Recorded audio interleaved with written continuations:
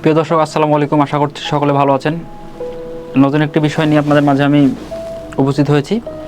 আজ আপনাদের সামনে আমি কথা বলবো শিক্ষা খাত ডিজিটালাইজেশন বা স্মার্ট শিক্ষা খাত। এই স্মার্ট শিক্ষা খাত বলতে আমরা বুঝতে পারছি যে শিক্ষা খাতটা কীভাবে তথ্য প্রযুক্তির ভিতরে নিয়ে চলে আসা গেছে বা শিক্ষা খাত কীভাবে ডিজিটালাইজেশন হয়েছে। এখন এটা বলার আগে আপনাদের সামনে আমি একটা প্রথমে কথা বলি,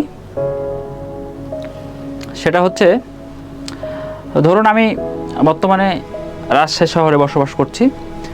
আমার দেশের বাসা হচ্ছে মোহনপুর উপজেলাতে। মোহনপুর উপজেলার পার্শ্ববর্তী যে গ্রামগুলো আছে, যে কোনো একটা গ্রামে, এই গ্রামের একটা স্টুডেন্ট ইচ্ছা করলো সে রাজশাহী যে বিভাগীয় স্কুল কলেজগুলোর টিচার আছে তাদের কাছে পড়াশোনা করবে বা তাদের কাছে সে পড়বে।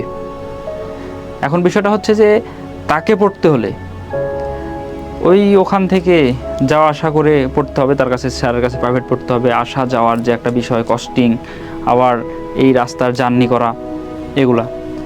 বর্তমান যুগটা ডিজিটাল হওয়ার কারণে বর্তমানে সে সুযোগ পাচ্ছে অনলাইনে ক্লাস করার।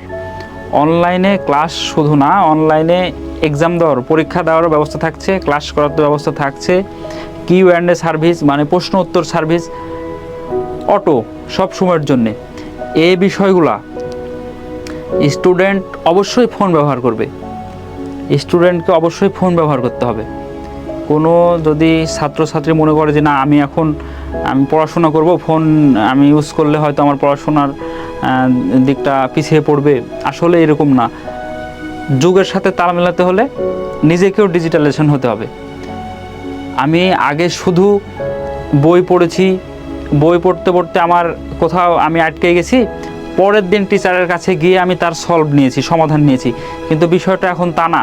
আমি এখন পড়তে পড়তে আমার এখন সমস্যা সৃষ্টি হয়েছে, আমি তৎক্ষণাৎ এআই চ্যাটবট বা কিউ&এর মাধ্যমে, যে কোনো মাধ্যমে আমি এটা পেয়ে যাচ্ছি, অ্যান্সারটা পেয়ে যাচ্ছি, তার সলিউশনটা পেয়ে যাচ্ছি। এটা হচ্ছে সবথেকে ভালো দিক আমার এই যে ডিজিটালাইজেশন। শুধু যে স্টুডেন্ট ফোন পাইলে যে খারাপ হয়ে যাবে বা সে ছবি দেখবে, গান শুনবে, এগুলো না।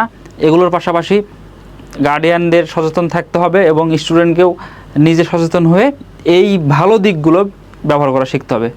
ভালো থাকবেন সকলে। আসসালামু আলাইকুম।